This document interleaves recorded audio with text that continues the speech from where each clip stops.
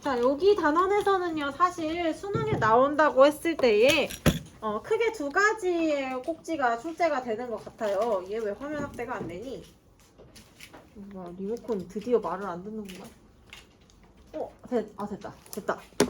주로 이제 나오는 게 두 가지인데, 하나는 대중문화를 수용하는 바람직한 태도에 대한 뭐 문제, 혹은 뭐 대중문화가 가지고 있는 뭐 특징 같은 거, 그런 것들이 이제 주로 나오거든요. 예를 들면은 뭐 이런 거예요.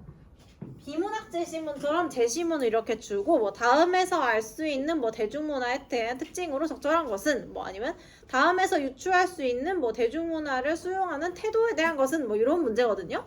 근데 사실 이런 것들은 배우지 않아도 다 알만한 내용이에요. 예를 들면 이런 거지. 여러분 뭐 TV나 SNS에서 본 정보 있는 그대로 믿어도 돼요? 안 돼요? 안 되죠? 그런 거예요. 누구나 다 아는 거. 그래서 이런 거는 이제 사실상 제가 뭔가 이렇게 가르쳐야 될 내용이 많이 있다고 저는 생각하진 않습니다. 그냥 글을 읽고 해석만 할 수 있으면 돼요. 여러분의 직접 수준에서는 충분히 할 수 있고요.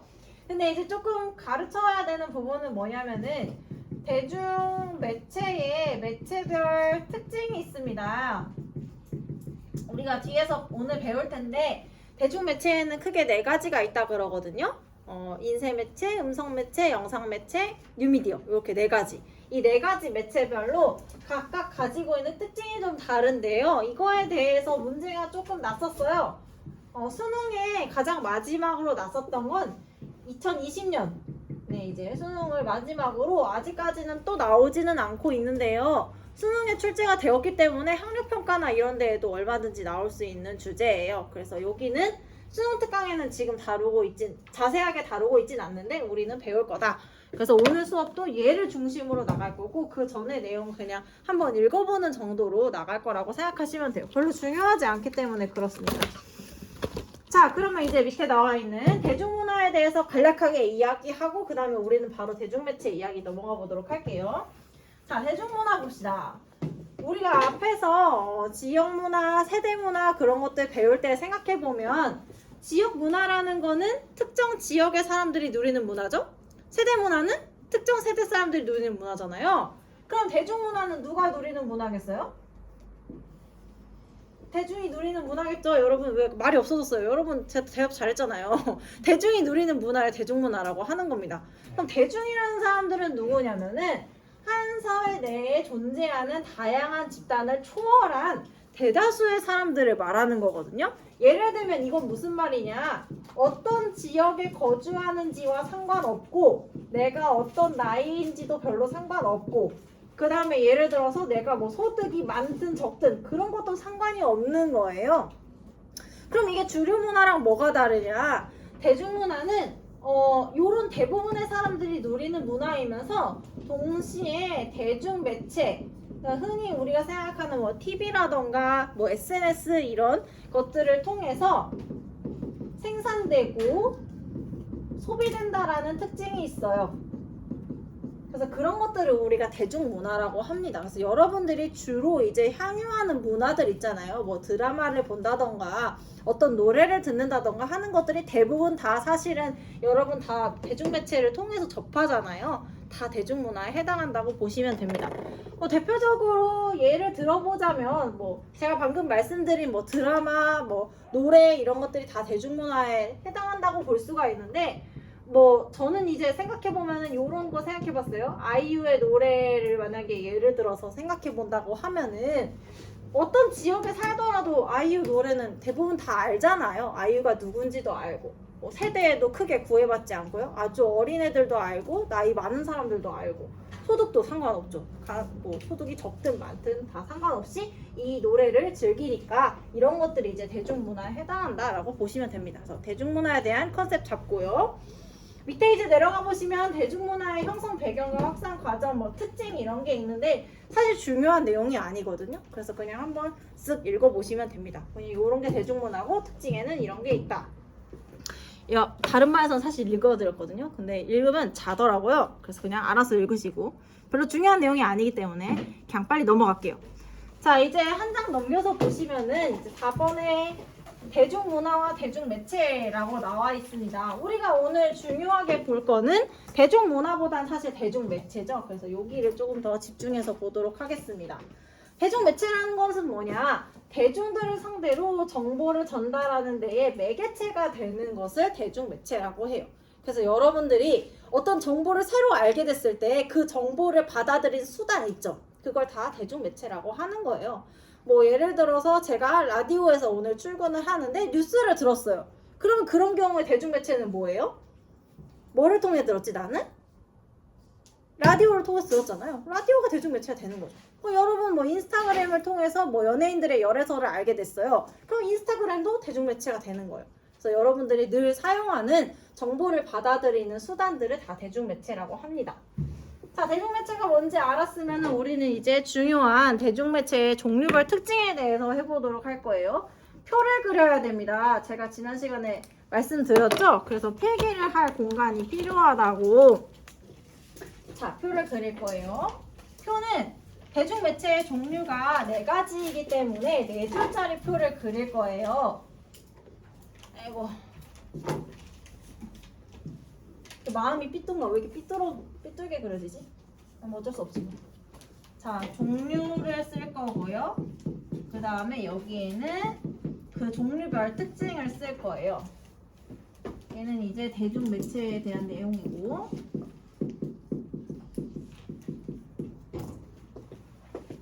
자, 이렇게 한 줄, 두 줄, 세 줄, 네 줄, 네 줄이어야 돼요. 종류가 4개이기 때문에 알겠죠?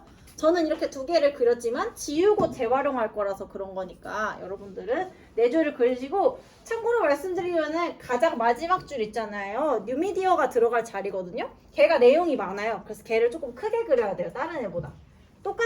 이 한 크기가 똑같을 필요는 없습니다. 걔가 내용이 제일 많아요.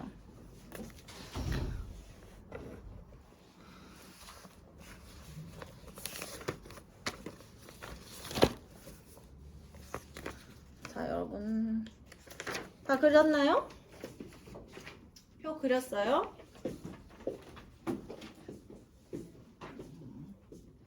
그래요. 자, 한번 천천히 해봅시다. 대중매체는요, 발달한 순서대로 볼 거예요. 사람들한테 정보를 주는 수단 중에 가장 처음으로 등장한 게 뭘까요, 여러분? 정보를 사람들이 이렇게 전달을 받는 데 있어서 처음으로 등장한 매체. 그래, 책, 신문 이런 것들이 되겠죠. 그래서 가장 처음으로 등장한 대중매체는 인쇄매체예요. 아니 여러분 쉬고 왔더니 왜 이렇게 부쩍 말이 없어졌어요? 여기 이렇게 그래 여기가 그나마 대답을 제일 잘해서 여기서 찍었던 것 같은데. 아무튼 괜찮아요. 아니 괜찮지 않아요. 대답을 하세요. 너네 멀뚱멀뚱 있으면 뭐해? 잠만 오지 뭐. 그렇지 않니? 그래 그렇게 째려보고 있지 말고 답을 하란 말이야. 자, 인쇄매체. 그러니까 종이에 글씨가 써져 있는 그런 매체를 인쇄매체라고 하는 거죠. 그래서 아까 윤태 맞나? 네. 윤태가 말한 것처럼 뭐 대표적인 예시가 이제 책이라거나 아니면 뭐 신문 이런 것들이 대표적인 인쇄매체의 예시가 될 수가 있겠죠. 자, 그러면 이러한 인쇄매체가 가지고 있는 약간 장단점이기도 하면서 특징을 하나씩 보도록 합시다. 이 인쇄매체는 다른 이제 우리가 다 뒤에서 배우게 될 뭐 영상, TV라던가 뭐 SNS 같은 뉴미디어에 비해서 정보를 전달하는 속도가 어떨까, 얘들아? 그렇죠. 정보 전달의 속도가 느려요. 여러분 생각해 보세요. 신문 같은 거 생각해 보면은 우리가 요즘에는 어떤 사건이 생겼을 때 SNS로 이미 다 전날 다 알려지고 나서 다음날 아침에 그 신문으로 그 소식이 등장을 하는 거잖아요. 얼마나 속도가 느려요. 그리고 그 신문이 발행돼서 사람들한테 전달되기까지 시간도 굉장히 오래 걸리고, 그래서 정보 전달의 속도가 느리다라는 특징이 있습니다. 약간 단점에 가까운 특징이 되겠죠? 근데 이제 얘가 가지고 있는 또 장점에 가까운 특징이 있어요. 얘 같은 경우에는 한 주제에 대해서 깊이 있는 정보의 전달이 가능해요.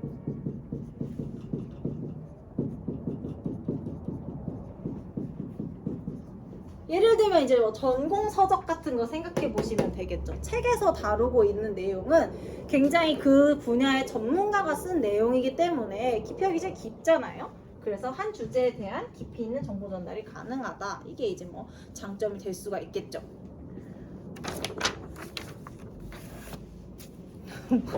오케이. 또 똑바로 앉을 거죠 이제. 그래요. 자, 그 다음에 인쇄매체 끝. 그 다음에 이제 두 번째로 나온 거 뭘까요, 얘들아? 신문 같은 거 사람들이 보고 정보를 주고받다가 두 번째로 등장한 매체가 있어요. 기계가 등장을 하면서 나온 TV 전에 그렇죠, 라디오. 라디오는 대표적인 음성 매체의 하나의 수단입니다. 그래서 음성 매체라는 거는 음성, 소리를 통해서 정보를 전달하는 매체가 되겠고, 대표적인 예시가 방금 이제 이야기한 라디오가 되겠죠. 근데 여러분 라디오 많이 듣나요? 너 듣니? 넌 라디오 정기적으로 듣니? 뭐 들어? 밤에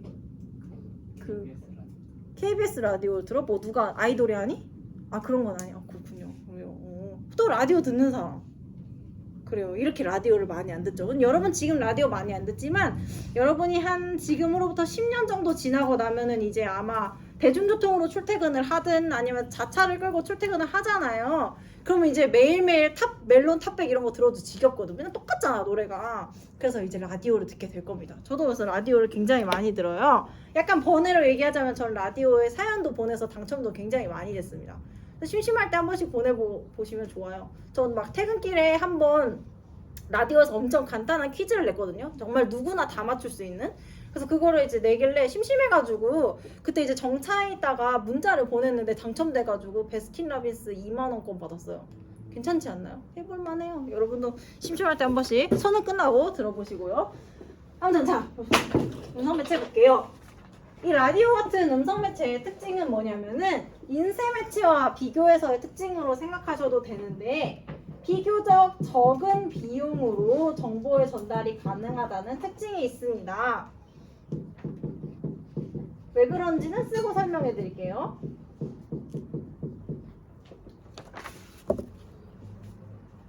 물론 뭐 주파수를 잡고 방송을 송출할 수 있는 장비를 꾸리는 데에는 돈이 들기는 하죠. 근데 이제 그렇게 이해하면 조금 이해하기가 어려우니까 그냥 우리가 이해할 수 있는 편한 예시, 뭐 예를 들어서 오늘인가? 뭐 어쨌든 소방 시스템을 점검한다는 메시지가 왔었거든요. 그래서 뭐 소방 경보음 울릴 수 있다, 그런 안내사항이 왔었는데, 예를 들어 그 내용을 전교생들한테 다 한 명씩 유인물로 만들어가지고 돌린다고 생각해 보세요. 그러면 종이가 한 900장은 필요할 거 아니에요, 그쵸? 근데 이제 방송 한번 켜가지고 자, 여러분 오늘 소방점검합니다, 놀라지 마세요, 뚝 하면 사실 금방 끝나고 돈도 얼마 안 들잖아요. 그렇게 생각하시면은 인쇄 매체에 비해서 음성 매체는 적은 비용으로 정보의 전달이 가능하다라는 장점이 있죠. 책은 이제 프린트를 해서 사람들 다 줘야 되니까 돈이 많이 듭니다.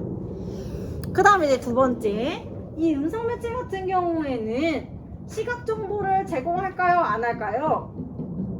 그렇죠, 안 하죠. 시각 정보 제공을 하지 않는다. 그건 당연한 얘기죠. 듣는 건데 무슨 시각 정보야. 좀 이거는 보는 건데. 그 다음에 이제 세 번째, 인쇄 매체에 비교해서 음성 매체가 등장하면서 정보에 접근을 하기가 쉬워진 사람들이 있어요. 인쇄 매체는요, 여러분 글자로 되어 있잖아요. 그럼 이걸 이해하려면 뭐를 알아야 돼? 글을 알아야 되죠. 근데 음성 매체는 듣는 거니까 글씨를 못 읽어도 정보에 접근할 수가 있겠죠. 그래서 얘는 문맹자들의 정보에 대한 접근성이 높아졌다라는 특징이 있습니다. 장점이죠. 다 이전의 매체에서는 볼 수 없었던 장점이라고 할 수가 있습니다. 선생님, 근데 여러분 이거 들으면서 막 너무 어렵네 이런 생각 들어요? 아니죠. 너무 당연해서 솔직히 지루하죠? 다 그런 내용이에요. 다 들으면 다 아는 내용이에요. 근데 얼마나 좋아. 들으면 다 아는 내용 한번 정리하면 수능에 나오면 풀 수 있어요. 알겠죠? 여러분, 조금 날씨도 그렇고 지루하겠지만은 뭐 그래도 요거 1시간 참고 들으면 한 문제 풀 수 있으니까 나름 효율적이지 않나요? 자, 그 다음에 이제 세 번째입니다. 세 번째는 아까 라디오 다음에 나온다고 했던, 그렇죠, TV와 같은 영상 매체가 됩니다. 대표적인 게 이제 방금 이야기했듯이 TV가 대표적인 사례죠. 근데 여러분 여기서 주의하셔야 될 거는 이 여기서 말하는 TV가요. 지금 여러분들이 시청하는 TV랑은 좀 달라요. 여러분은 지금 집에 이제 가지고 있는 TV가 보통 스마트 TV잖아요. 뭐 셋톱박스 같은 거 있어가지고 뭐 보여달라고 하면 찾아서 보여주고 유튜브도 켤 수 있고 뭐 OTT도 볼 수 있고 그런 거잖아요. 근데 여기서 말하는 TV는 그게 아니에요. 스마트 TV 말고 여러분이 어릴 때에 이제 사용하던 TV예요. 그러니까 위성으로 이렇게 안테나를 잡아가지고 내가 TV를 켜서 채널을 돌리면은 방송국에서 편성된 시간표대로 방영을 해주는 그런 걸 말하는 거야. 내가 재방송을 보고 싶어도 기다려야 돼. 방송국에서 해줄 때까지. 그런 형태의 TV예요. 알겠죠? 그러니까 내가 원하는 걸 찾아볼 수 있는 형태가 아니에요. 알겠죠? 자, 모르겠으면 부모님한테 물어보세요. 어떤 형태인지. 자, 어쨌든 이런 TV고요. 자, 얘의 특징을 보겠습니다. 요 영상 매체 같은 경우에는 가장 큰 장점이 있는데 다수에게 굉장히 동시에 빠른 속도로 정보의 전달이 가능하다 라는 게 이제 장점이자 특징입니다. 그래서 여러분 뭐 그런 거 있잖아요. 막 국가에 굉장히 큰일이 있어. 뭐 예를 들면 얼마 전에 산불이 났거나 작년에 막 갑자기 계엄령이 발동되거나 하는 그런 상황을 보면은 여러분 아마 인스타그램에서 봤어도 그런 화면 봤을 거예요. 이렇게 TV 화면이 있고 빨간 색깔 줄이 밑에 나와 있어서 뭐 윤 대통령 뭐 계엄령 발동 뭐 이런 식으로 뜨잖아요. 속보. 그걸 생각하면 돼요. 왜 TV라는 플랫폼을 통해서 속보를 내보낼까? 많은 사람들이 보고 있으니까 그렇죠. 그래서 다수에게 동시에 굉장히 빠른 속도로 정보를 전달할 수 있다는 특징이 있습니다. 많은 사람들이 보고 있기 때문에 그래요. 그 다음에 이제 이전에 배웠던 그 음성 매체와 인쇄 매체 걔네들이랑 구분되는 특징인데 영상 매체 같은 경우에는 다양한 감각의 정보를 전달할 수가 있죠.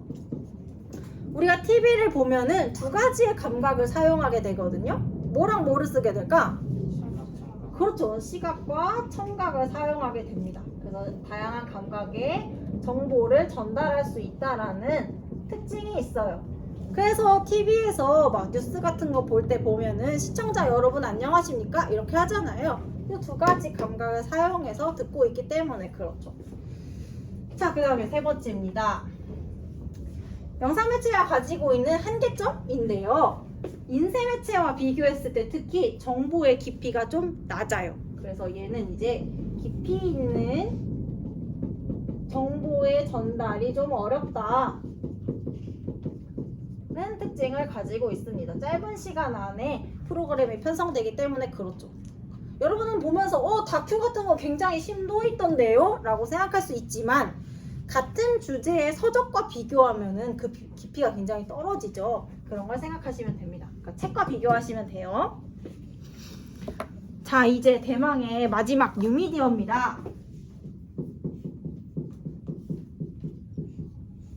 뉴미디어 하기 전에 요 앞전에 세 개를 좀 정리를 해야겠구나. 우리가 방금 전까지 봤던 인쇄 매체, 그 다음에 음성 매체, 영상 매체 이 세 가지는 마음이 급해요. 인쇄 매체, 음성 매체, 영상 매체는요. 세 개를 묶어서 우리가 뭐라고 부르냐면은 일방향 매체라고 불러요. 그게 우리 어디에 나와 있냐면은 수능특강 책에 나와 있습니다. 여러분 88페이지를 보시면은요. 대중매체 유형하고서는 표가 두 칸으로 나와 있는 거를 볼 수가 있을 거예요. 잠깐 여기 지울게요.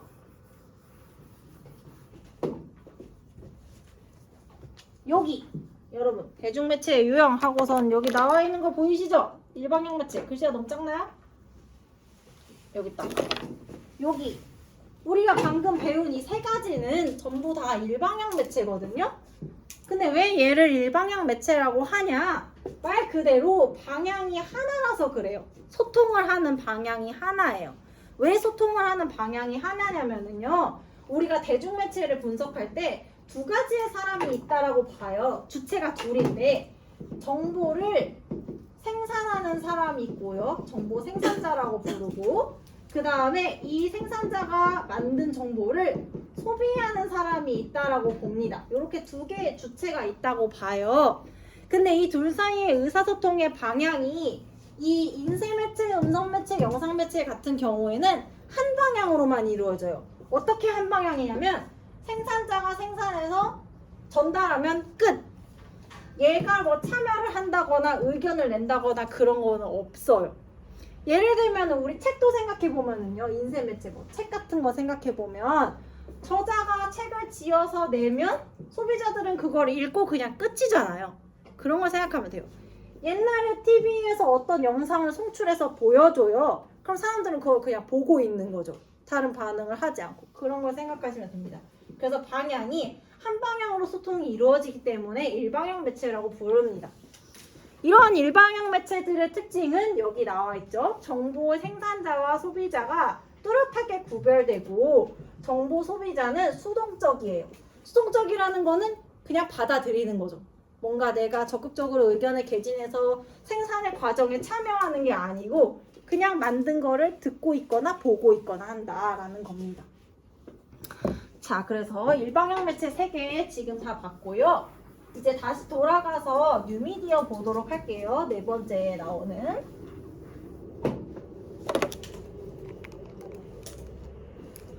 자, 네 번째입니다. 뉴미디어. 특징 쓸게요. 자, 첫 번째. 일단 뉴미디어라는 게 뭐냐? 뉴미디어는 말 그대로 이 뉴자가 이제 뉴, 새로운 형태의 대중매체라고 해서 뉴미디어라고 부르는 거예요. 그럼 이런 게 어떤 게 있냐? 요즘 여러분들이 사용하는 게 다 뉴미디어라고 보시면 돼요. 여러분이 정보를 얻는 플랫폼들을 생각해 보시면 됩니다. 뭐 예를 들면은 여러분 주로 정보를 많이 얻는 데가 아마 뭐 SNS가 아닐까 싶은데요.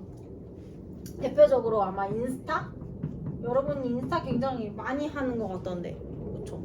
전 사실 여러분 세대가 인스타그램을 그렇게 많이 하는 줄 잘 몰랐거든요. 근데 이제 얼마 전에 인스타그램을 진짜 많이 하는구나라고 느낀 게 우리 학교 전체 톡방이 있어요. 선생님들끼리 있는 톡방. 거기에 이제 가끔 분실물 같은 거 올라오는데 어떤 학생이 카드를 이제 잃어버렸나 봐. 그래서 카드 사진을 이렇게 찍어서 올리셨는데 거기 뒷면에 보니까 카드 혹시 주우시면 인스타 아이디 어쩌고로 DM 부탁드려요. 이렇게 써 있더라고요. 그래서 요즘 애들에게 인스타는 우리 세대의 카카오톡처럼 그냥 연락처 수단으로 굉장히 많이 사용하는구나. 이 아이들한테는 이게 굉장히 주된 매체구나라는 생각을 했거든요. 뭐 하여튼 그래서 인스타그램을 떠올리시면 돼요. 아니면 또 여러분 정보 얻을 때 주로 어디에 검색해요? 그래, 네이버, 뭐 인터넷 포털도 됩니다. 아니면 사실 근데 포털로는 이걸 떠올리기가 조금 어려워서 유튜브 같은 것도 괜찮아요. 그래서 저는 조금 뉴미디어라고 했을 때 어떤 느낌인지 감이 안 와닿으면 이 두 가지를 보고 이런 것들이 뉴미디어지 라고 많이 생각을 하는 편이에요. 그래서 특징을 보실 때에 이 두 가지를 떠올리면서 들으시면 조금 이해하기가 더 편합니다. 참고로 6가지예요. 좀 많아요. 자, 봅시다. 첫째, 이 뉴미디어 같은 경우에는 정보의 소비자와 생산자 간의 구분이 불명확하다는 특징이 있어요. 이 정보의 소비자와 생산자 간의 구분이 불명확하다는 거는 누구나 정보의 소비자도 될 수 있고 누구나 정보의 생산자도 될 수 있다라는 의미입니다. 옛날에는 예를 들어 영상 매체 같은 경우에는 방송국에서만 프로그램을 만들고 그냥 일반 대중들은 그거를 이제 소비하기만 했단 말이에요. 그런 식으로 이 둘 사이의 경계가 굉장히 명확했단 말이죠.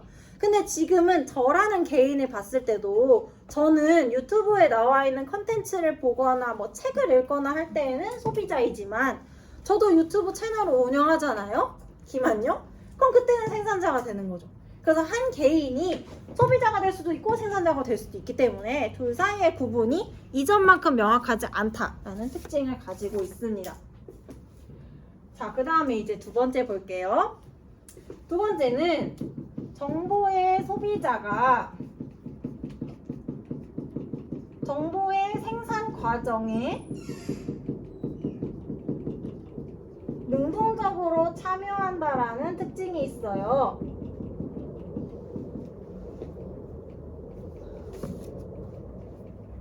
이런 건 이제 예시로 이해하시는 게 조금 더 편한데요.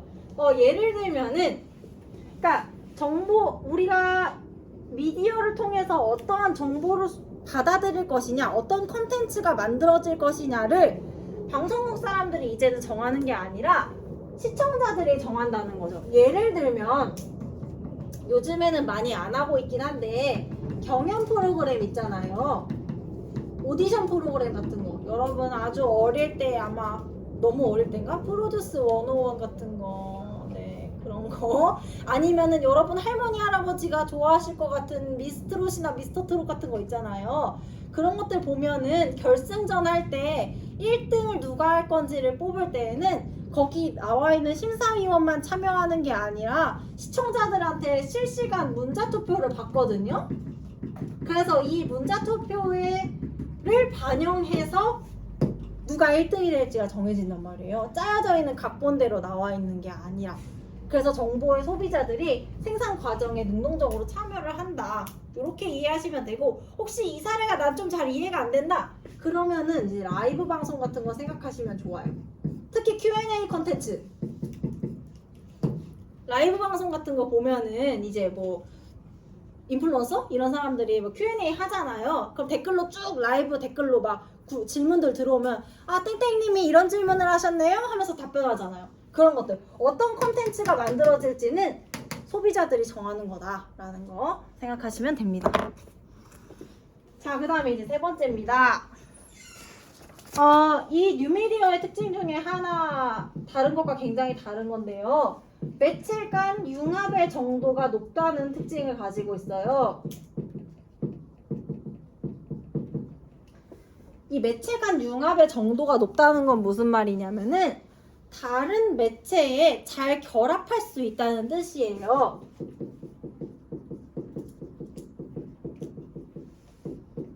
이건 또 무슨 말이냐? 예시를 들으면 조금 이해하시기가 쉬우실 것 같은데, 요즘에는 이렇게 OTT 플랫폼에서 드라마가 성공하는 경우가 많지만, 한 몇 년 전만 해도 이제 방송국에서 방영하는 드라마들이 굉장히 인기를 많이 끌었어요. 대표적으로 여러분 19세이긴 하지만 혹시 부부의 세계 보셨죠?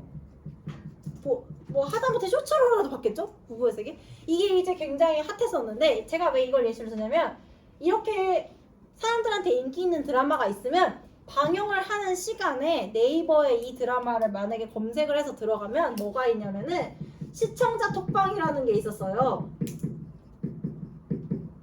여기가 뭐 하는 데냐? 방송을 지금 하고 있어, 드라마가. 그럼 이제 사람들이 그 방송에 대해서 자기들끼리 이제 톡을 하는 거예요. 그래서 뭐 예를 들어서 뭐 이태호가 뭐 사랑에 빠진 게 죄는 아니잖아 막 이러면 거기다 댓글로 미친 거 아니냐 막 이런 식으로 이렇게 댓글 막 다는 거죠. 자기들끼리 막 얘기를 하는 거야.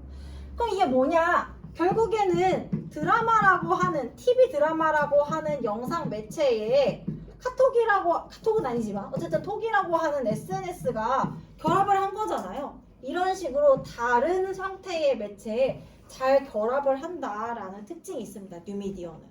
이거는 뭐 비단 드라마뿐이 아니라 요즘에 라디오도 마찬가지예요. 요즘에는 라디오도 이제 어플을 통해서 들을 수가 있거든요. 여기도 들어가 보면 방송 중에 사람들이 밑에 이제 실시간 댓글을 달아가지고 뭐 사연을 보내거나 할 수 있거든요. 그런 것들 생각하시면 됩니다. 그래서 다른 매체에 잘 결합하는 특징을 가지고 있다라는 거예요. 자, 그 다음에 이제 네 번째입니다. 왜 이렇게 많은 거야? 자, 이제 네 번째는 이 뉴미디어 같은 경우에는 정보의 생산자와 소비자가 쌍방향으로 소통할 수 있다는 특징이 있어요. 그래서 쌍방향 매체라고 부르는 거죠.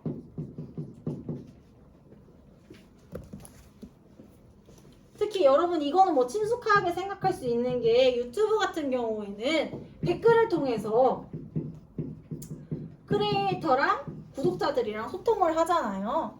뭐 예를 들어 먹방 같은 경우에도 뭐 먹방 이렇게 있으면 밑에 댓글 보면은 뭐 땡땡님 다음번에는 뭐 짜장면 먹방 해주세요 뭐 이렇게 하면 다음 영상 만들 때 그걸 이제 반영해서 만들잖아요. 둘이 이제 소통을 한 결과로. 그런 것들을 생각하시면 됩니다. 자, 그 다음에 이제 5번째입니다. 2개 남았어요. 5번째는 뭐냐? 이 뉴미디어 같은 경우에는 정보의 재가공이 용이하다라는 특징을 가지고 있어요. 여기서 말하는 이 정보의 재가공이라는 거는 뭐냐? 내가 어떤 정보를 접했을 때 그것을 편집을 해서 다시 새로운 컨텐츠로 만들기가 얼마나 쉽냐라는 거예요. 뭐 딱 봐도 사실 이거는 뉴미디어가 제일 쉽죠. 왜냐면 여러분 뭐 캡처를 하거나 화면 녹화를 해서 캡처 프로그램 같은 거 이용해서 편집하면 되니까 그런 거 생각하시면 됩니다. 근데 이제 만약에 옛날에 막 정말 TV 같은 거를 생각을 하면은 내가 TV에서 정말 재미있는 영화를 봤는데 그걸 친구한테 소개를 시켜주고 싶어요. 그러면 편성표를 보고 다음에 그 똑같은 영화 할 때 기다렸다가 캠코더로 찍어서 다시 그 긴 비디오 테이프를 돌려서 편집해서 막 생쇼를 해야지 그거를 친구한테 보여줄 수 있잖아. 근데 지금은 아니란 말이야. 그냥 내가 그걸 봤으면 들어가서 그거를 만든 뭐 예고편 같은 거 막 짜집어가지고 친구한테 만들어서 영상으로 보여주면 되죠. 심지어 요즘에 너 챗GPT한테 시키면 다 해줘요. 그러니까 뭐 이건 굉장히 요즘 쉽다. 정보의 재가공이 굉장히 용이하다라는 게 장점이죠. 이제 마지막이다. 마지막은 이 뉴미디어 같은 경우에는 정보의 확산 경로가 굉장히 다양하다라는 특징이 있어요.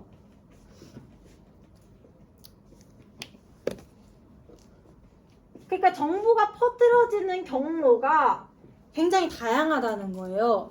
예를 들어서 옛날에는요. 1월 1일마다 그 디스패치라고 하는 매체에서 연예인들의 그 굉장히 특종에 가까운 열애설을 막 이제 기사를 냈거든요. 근데 그러면은 옛날에는 그 열애설 기사를 보려면은 예를 들어 디스패치라는 매체를 들어갔어야 됐어. 직접 홈페이지를. 근데 지금은 여기에 들어가서 보지 않죠. 여러분은 열애설 기사 주로 어디서 많이 봐요? 주로 저 같은 경우는 인스타 스토리 스토리가 아니 뭐지? 인스타에서 그 돋보기 누르면 사람들 거 뜨잖아요. 거기서 많이 보는 것 같아요. 그러니까 지금 여기 굳이 안 들어가도 돼. 왜? 사람들이 퍼나르기 때문에 그렇죠. 그래서 지금은 여기가 아니라 다양한 SNS 계정들을 통해서 우리가 정보를 접할 수가 있죠. 왜? 사람들이 여기서 퍼다가 나르기 때문에 다양한 경로로 정보가 확산이 되고 있다라는 거 생각하시면 되겠습니다. 카톡도 마찬가지고요. 어르신들은 이제 카톡으로 막 정보를 흩뿌리죠. 뭐 그런 것들. 자, 그러면 이제 돌아가서 책에서 쌍방향 매체의 특징 한번 말했던 거지만 다시 한번 보고 제가 예시 문제 하나 갖고 왔거든요. 예시 문제 하나 풀고 그러고서는 마치도록 합시다. 아이고. 자, 여러분 88쪽에 아까 봤던 표에 두 번째 줄 보시면 이제 쌍방향 매체 나와 있죠. 쌍방향 매체는 왜 쌍방향 매체냐? 아까 제가 설명해 드렸던 것처럼 정보의 생산자와 소비자가 있는데 이 둘이서 소통을 서로 왔다 갔다 할 수 있기 때문에 그렇다라고 했죠. 댓글을 통해서 주로 이제 소통을 많이 할 수 있기 때문에 그렇습니다. 그래서 이 쌍방향 매체는 정보 생산자와 소비자의 역할 구분이 모호해요. 그리고 정보의 소비자는 생산 과정에 능동적으로 참여할 수 있다라는 특징을 가지고 있습니다. 그래서 시청자들이 요구하는 컨텐츠의 영상을 주로 많이 만들고 있죠. 그런 것들을 생각하시면 돼요. 자, 오늘 배웠던 내용을 정리할 수 있는 연습 문제를 드릴게요. 요거는 2020년에 9월 모의평가로 나왔던 문제 같습니다. 어쨌든 자,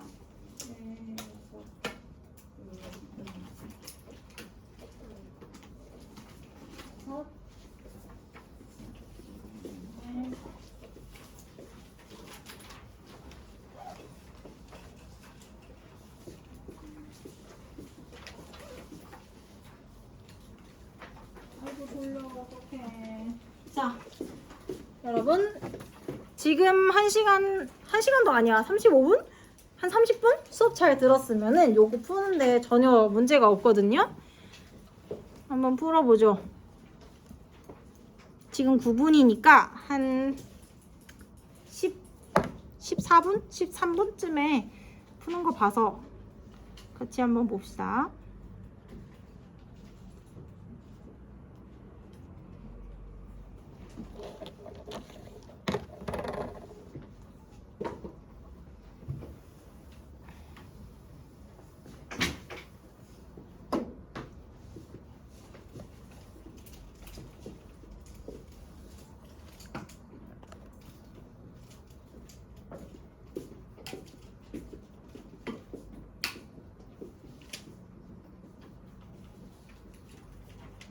일단 ABC가 뭔지를 찾고 그 다음에 보기를 풀면 되겠죠?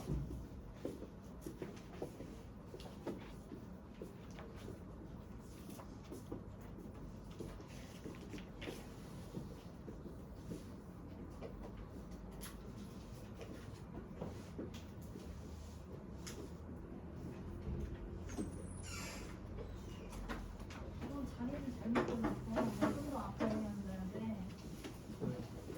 뒤에 앉으면 더 산만해져. 눈에 들어오는 게 많아서.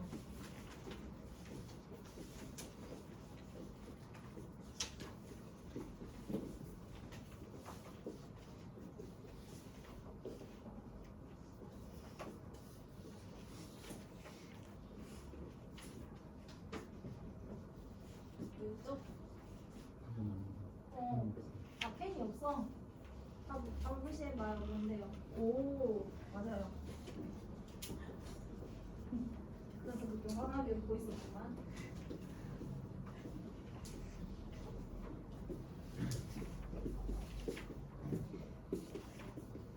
지금 여러분 정기고사도 끝나가지고 좀 이렇게 풀어지잖아요. 그렇지 않나요? 아, 중간고사도 끝나고 뭐 이렇게 좀 이렇게 하기 싫다 이런 상태일 때 조심해야 돼요. 지금 사실 5월이 막 좀 이렇게 여유 있는 것 같아도 사실 6월에 초에 우리 모의평가가 있잖아요. 그쵸? 그래서 뭐 사람들마다 지금 형편은 좀 다르겠지만 뭐 교과전형이나 뭐 아니면은 정시 같은 걸 예를 들어 생각을 한다. 그러면 이제 너네도 담임선생한테 할 말이 있어야 될 거 아니야. 그렇지 않니? 근데 뭐 지금 이제 막 팽팽히 놀다가 막 6월 모의평가 잘 못 봤어. 근데 뭐 예를 들어 선생님한테 아 선생님 저 교과전형 뭐 공격적으로 수도권 쓰고 싶습니다. 막 3합 5 제가 맞출 수 있습니다. 이러면 이제 곤란해요. 그렇지 않나요? 그러니까 사실 6월 모의평가는 9월에 이제 보기 전에 좀 이제 내가 좀 가능성이 있다, 할 수 있다라는 걸 어필할 수 있는 약간의 뭐 마지막 기회예요, 사실상. 그렇기 때문에 여러분 좀 이렇게 놀고 있거나 풀어지면 안 돼요.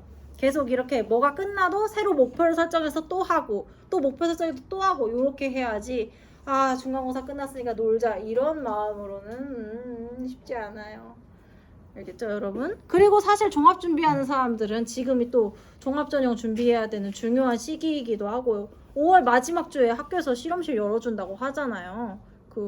물론 여러분 인문계열이지만 어쨌든 중요한 시기입니다. 이렇게 놀고 있으면 안 돼요. 여러분 눈이 아주 다 동태가 됐어요. 안 본 사이에. 어디 보자. 손이 거의 안 움직이고 있는데. 자, 같이 풀어봅시다. 대중매체 A서부터 C를 일반적인 특징에 따라서 구분을 했다고 합니다. 이게 기준에 따른 결과로 옳은 거를 골라달래요. 뉴미디어, 영상매체, 인쇄매체 중에 하나라고 하네요. 자, 순서도를 보면서 이제 ABC가 뭔지를 찾아봅시다. 정보 전달의 쌍방향적 속성이 강하냐? 얘에 대답한 B는 뭐가 될까요? 그렇죠. 뉴미디어가 되겠죠. 그 다음에 이제 시청각 정보 전달이 가능하냐라고 했을 때 B는 뭐 뉴미디어니까 당연히 시청각 되고 C는 뭘까요? 그렇죠. 영상 매체겠죠. A는 인쇄 매체죠. 나머지니까. 자 그러면 이제 3개 찾았으니까 요거를 가지고 비교 기준 한번 봅시다. 1번 정보 전달의 신속성입니다. 신속성을 가지고 A랑 C 요 둘을 비교를 하겠대요. 자 둘 중에 정보가 더 빨리 전달되는 거 뭐지? 그렇죠. 얘도. 근데 거꾸로 되어 있으니까 틀렸죠. 2번 볼게요. 정보 생산자의 익명성. 익명성 우리 오늘 배우진 않았는데 한번 볼게요. 얘를 가지고 C랑 B를 비교할 때 C는 영상이고 B는 뉴미디어거든요. 여러분이 어떤 콘텐츠를 접했을 때 그거를 누가 만들었는지를 알 수 있는 거 영상이랑 뉴미디어 중에 뭐예요? TV에서 예를 들어 방송하는 다큐멘터리나 드라마 같은 거는 누가 만들었는지 알 수 있나요? 어때요? 있죠. 예를 들어서 뭐 우리가 TV에서 폭삭 수고수다를 너무 재밌게 봤어. 그럼 검색해서 보면 작가, PD, 뭐 감독 다 나오잖아요. 그쵸? 근데 이건 누가 만들었는지 알 수가 없어요. 제 유튜브에도 작년에 어떤 댓글이 달렸냐면은 제 수업 영상 밑에 이름이 김한영 물음표 이런 댓글이 달린 적이 있어요. 그러니까 그 사람은 제가 누군지 모르는데 채널 이름이 김한영이니까 세상에 김한영이라는 사람도 있나? 특이한 이름이네. 이렇게 생각하고 댓글 다른 거 아니에요. 제가 누군지 모르니까. 그거 생각하시면 됩니다. 그래서 정보 생산자의 익명성은 영상 매체보다 뉴미디어가 더 높아요. 그래서 이거 틀렸고 3번 볼게요. 정보 복제와 재가공의 용이성. 이거 아까 했다. 재가공의 용이성은 둘 중에 누가 더 높아요? 뉴미디어가 더 높죠. 틀렸고 4번 볼게요. 정보에 대한 문맹자의 접근 가능성입니다. 자, C랑 A를 봤을 때 영상이랑 인쇄 매체 봤을 때 문맹자가 더 접근하기 쉬운 거는 영상 매체죠. 소리가 나오니까. 4번이 정답. 5번 볼게요. 정보 전달자와 수용자 간의 구분의 명확성입니다. 자, 뉴미디어랑 인쇄 매체네요. 둘 중에 구분 더 잘 되는 거 뭐예요? 인쇄 매체죠. 그래서 정답은 4번이 되겠습니다. 이렇게 풀면 되는 거죠. 자, 다음 시간에 여러분 10강 나갈 거예요. 진도. 알겠죠? 여러분 동태눈 하지 말고요. 정신 차려야 돼요. 5월 중요한 시기예요. 알겠죠? 네. 다음 시간에 봅시다.